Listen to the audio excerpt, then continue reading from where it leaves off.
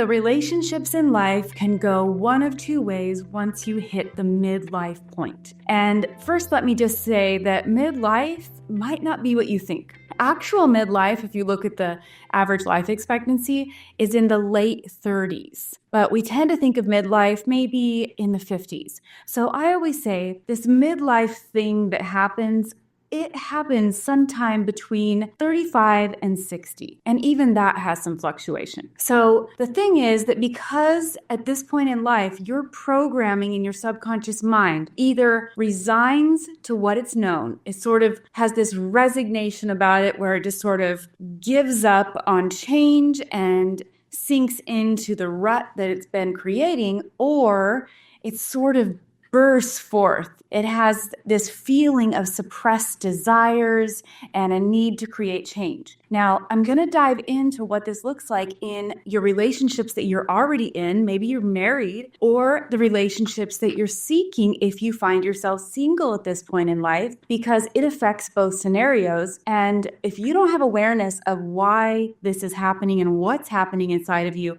and how to be strategic really about addressing it, then sometimes you're going to make decisions that end up with regret. Things you do impulsively because you feel this desperate need for change. And so I want to unpack that, help you get an understanding, and give you some very strategic steps that you can take. If you're new here, I'm Ketra Thompson, and I'm the creator of the Confident Connection method, where I use custom hypnotherapy processes, which are very different than a pre-recorded process, custom hypnotherapy and relationship and mind coaching to help my clients reframe the subconscious programming that's driving their unwanted feelings, that's driving their unwanted behaviors, and that's keeping them from creating the connections that they really want in life. So if you want to learn more, you can check out the link in the description below. All kinds of info there, where you can also set up a completely complimentary consultation call so you and I can chat and I can get to the heart of what's going on specifically with you and give you my best recommendations. Now, this awareness that happens sort of midlife can really go one of two ways.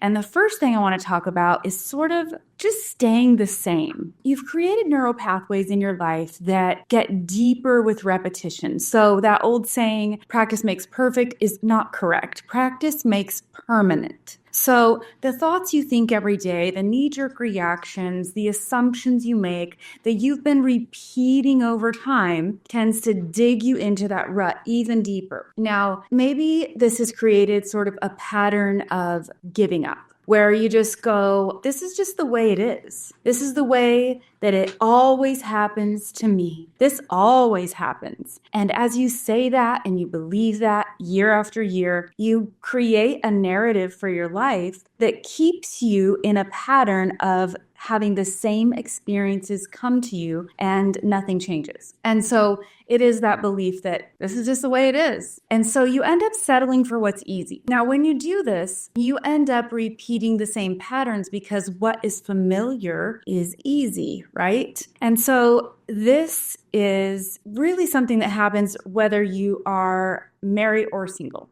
So let's say you're single and you have this sort of pattern of this is just the way it is, sort of a acceptance of what you've already experienced in the past. Now you're going to be drawn to date people that maybe are easy to date, something you're familiar with. Now that doesn't mean no problems, no frustrations, but when I say easy, I mean you are attracted to what's familiar, to what you're used to, the dynamic that is somewhat predictable to you, even if it's a dynamic that's unhealthy. You've been in it for a long time, and this is kind of something that's predictable to you. And so you tend to choose people that fit that mold, even subconsciously. Now, if you're married and you're kind of taking this sinking into your existing mental rut mentality, then you become kind of lazy in the marriage that you're in. You accept that things just are the way they are, and you don't even really have a desire for change. You just become one of those people that resists change and grabs onto what you already know and sort of has this refusal to change, a refusal to grow, a refusal to being open to new ideas or concepts. And so we're all susceptible to that as we age, because the more life experience we have, the more we start to create a narrative in our mind and we think we're right because we've seen this thing so many times. But the problem is we've seen that thing so many times because our brain has been calibrated to look for it. Our brain has a confirmation bias. So whatever's been programmed into the subconscious mind at the really young age, we look for it our whole life. And so if what was programmed isn't actually accurate, now we're looking for those things, and what we look for, we find. And so these patterns and habits get more ingrained over time. So whether we like it or not, we all reach points in our life where we have to redefine who we are, what we want, what we're doing, and sometimes we just refuse. So in my own life, my youngest son went away to college 2 years ago. And when that happened, I had never, ever had an empty house. I was married when I was 19. I had my first child when I was 19, which means I had been continuously parenting at that point, I think, for 25 years. So that was very much my role. I was a mom, right? And I was forced in that transition to redefine what this is for me. What does life mean and look like for me moving forward? And the thing is, I was divorced at the time. So of course you think when your kids are going to leave that you're going to be married still. You're going to have your spouse. You're going to, do fun stuff with them. But whether you're married or not, this is actually a transition period where you have to create some new awareness. Now, some people don't. Their kids leave, and yes, they have a little adjustment period with their spouse, but they just kind of stay in the same rut, the same lane. They don't really change anything. But for me, with both of those components, without being married and without having my kids at home, I had extra sort of pressure to redefine who I am. And so whether you're married or you're single, this is an important thing, not just when your kids leave, but to redefine yourself regularly so you don't just dig into that rut that keeps you stuck. You want to create ongoing change. Like, we are beings that are supposed to be creative, right? We love to be creative. And when we aren't creating any newness in our life, that gets really stale and really stagnant. And because the subconscious mind is primarily programmed from birth to age 7, we don't have a lot of discernment during that time. We're assigning meaning to our experiences, but even those bad experiences where we aren't getting our needs met, we don't have the clarity to have understanding that it wasn't our fault, that that other person, the parent, might have been busy or tired or didn't have support. We end up internalizing those beliefs as if I'm bad, something's wrong with me. And these beliefs end up being this thing that we look for throughout our life, and we cement it into place. So that first part of life is really about doing what the world told you should be doing, right? Collecting, gathering, building, creating. And there's kind of an excitement in that build and creation process. But sometimes around the midlife point, we just go, oh, well, there's no point anymore. I don't have to do this for someone else. I don't have to do this for my kids. And so we stop the building and creating process, and it's actually kind of like dying while we're still alive. We don't have the drive to create a new vision for ourselves. And we've sort of had this silent resignation about, well, those were the good old days. This is who I am. And it just gets us into that rut even further. So I want to talk about the other option when this comes up at midlife that is not just digging into that rut, but it's actually about creating change. So the new you in midlife. Okay, this is a good thing. This is a really, really good thing where you redefine yourself when you're feeling that unsettled feeling, where you really know that something's wrong. You know that you don't feel the way you should feel. You know you don't feel good. And so I like to relate this to what I call the emotional garbage can. Our whole life, it's like we've had this internal emotional garbage can, and we just shove things in there, push them down, so we can get through our day, so we can manage. But at some point, the emotional garbage can is full and there's no more room. No matter what we do to press it down, it's at capacity. And so something has got to change. So it's an awakening. It's awakening to the old patterns, the old people pleasing, the old belief systems that we thought we had to have and do and be to get love, to be loved, to stay safe. And the problem is when we awaken to the fact that those things, we realize they've never worked for us. We've spent our whole life trying to make them work for us. And all we've done is exhaust ourselves and betray ourselves, because in reality, if we aren't tuned into what we want and need, if we aren't moving toward those things that bring us desire, that bring us the ability to be creative, we're betraying ourselves over and over again. And so we realize at some point, those behaviors that we thought were going to keep us safe, that were going to keep us loved, that were going to keep us being wanted by the people in our life, they never created reciprocation on the part of the other people. They never created more peace for ourselves. And at this point is where we often start to feel depressed. We feel like we've got a loss of purpose. It feels flat. It feels confusing. We feel like we don't even know which way to go. And when that happens, we have got to do something. So it's a good thing. It's a wake-up call, but it almost can create this dynamic where we will do anything to feel alive again. And that can create some havoc. And so we don't want to ignore this feeling because that can take us back into the first option of being deeply entrenched in that rut, still attracting the same kind of people into our life. If we're married, we just kind of settle into this pattern that doesn't really please, but it's what we know. If we're not married, we settle into a pattern of the same type of person or settling for a person that isn't good for us.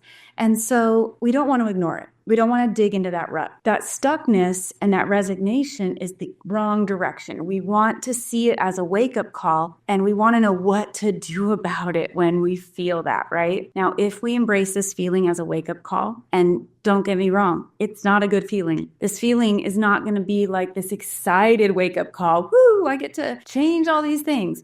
It's not like that at all. It actually doesn't feel very good. But if we recognize that it's a wake-up call, then it's a call for us to embrace our creativity, our curiosity, our desires, and to embrace change. And knowing that we don't have it all figured out or what that looks like yet, but it's time to create the change. Now, when this happens, it can create that drastic overstep. So just like this little graphic I created, I think this helps explain, like, if you feel so drawn to create this change, you're just desperate for it, you're going to jump off the cliff.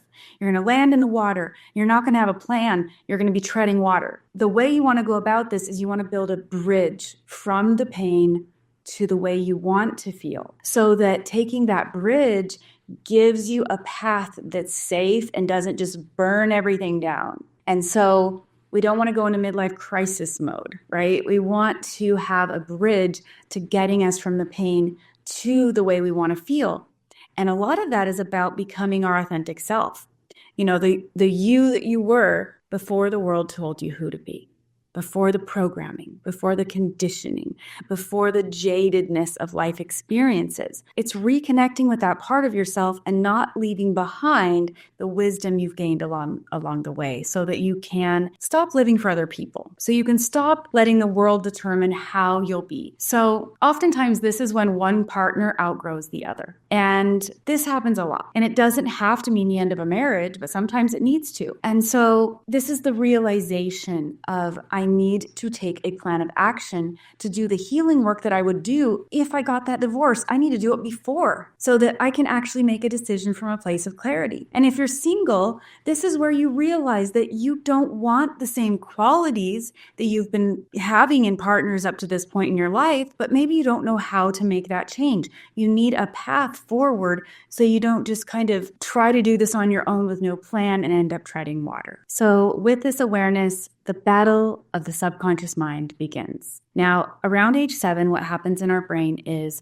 the critical factor gets put into place. Now, this is the comparing mechanism. It locks down your subconscious mind. It keeps new information from coming in because it believes that everything that's in there is accurate, but it's not. And so you can change the subconscious after, but usually with big trauma, complex trauma, things that don't necessarily change it for the better. You can change with extreme amount of repetition, but the problem with that is our willpower is governed by the conscious part of our mind, not the subconscious. And so the willpower doesn't have a lot of strength. It's trying to get through to the subconscious mind. It's trying to, break through that guard over it, but it can't get in because it doesn't line up with the belief system. And the subconscious only really lets information in that kind of lines up with what it believed before, unless you have an extreme amount of repetition, but that repetition isn't really possible with your willpower. because your willpower doesn't have a lot of strength. It has only a tiny bit of bandwidth. It can only handle a few bits of information, and so it gets worn out and tired and it gives up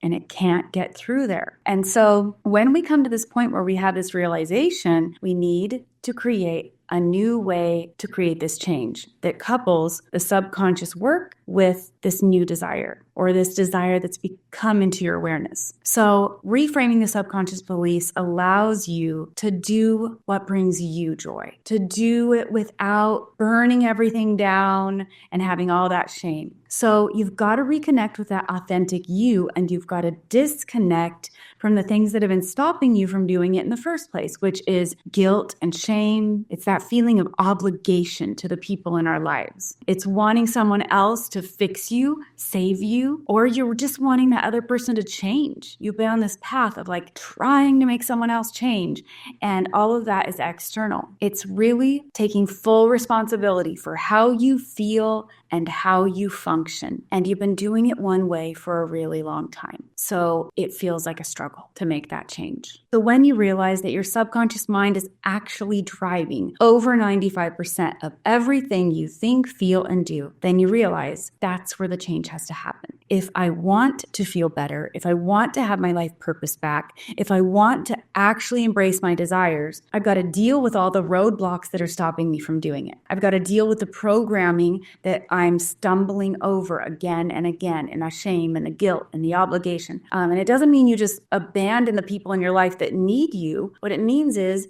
you get more balanced so that you can be filled up enough that when you do give to others, you're not giving out of being totally drained. And so doing that requires the subconscious work. When we know that it's running over 95% of everything we think, feel, and do, we realize that's where we've got to start. And so if you want to learn more about that process, of course, set up that consultation call with me. But if you want some actionable steps that you can do right now, today, I would suggest that you start noticing what you're feeling every day. Start noticing what your desires are. What would you like to feel like? Even if you don't know how to get there, even if you're not sure how to accomplish it, how do you want to feel in your relationship? How do you want to feel in your life? What is the emotion of it? Start noticing that, and you're going to get a lot more clarity as to where you're not letting that in, and you're going to shift your focus so that you can start looking for those things, which is always helpful. And then if you write these down every day, that can be helpful too, because it can give you a pattern to look back on. Sometimes something big happens and we just think that whole thing just ruined my whole week or defined my whole week, but it doesn't. If you looked your whole week, you go, oh, there was other days I felt different things. So writing it down can be really, really helpful to get you to have the awareness so that you don't feel quite so lost, quite so helpless, quite so stuck, and so that you don't jump off the cliff and create some huge drastic change before you've done the healing work on yourself. And that is so, so important to do. So if this content resonates with you, I would really appreciate it if you would click like and subscribe so you can be notified every time I post a new video. And I'd also love to know what you want to hear. If you can make a comment below and say, I want you to cover this topic or that topic, I'd love for you to tell me, because I want to give you guys the information that helps you actually create the shifts that you're looking for and helps you have the awareness that you need to create a life you love. So until next time, I hope you curate a life by your own design.